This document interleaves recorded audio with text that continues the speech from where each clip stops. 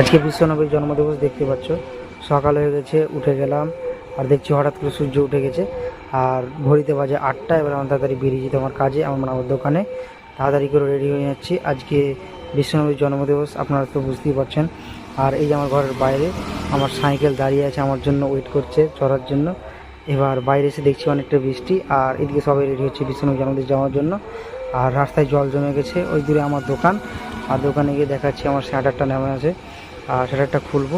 আর রাতে সব পিকনিক খেয়েছে বন্ধুরা, আর এলোমেলো করে রেখে দিয়েছে দোকানঘর। আবার আমাকে সাজাতে হবে, দিয়ে দোকানঘরটা সাজিয়ে কিছুটা দেখাবো।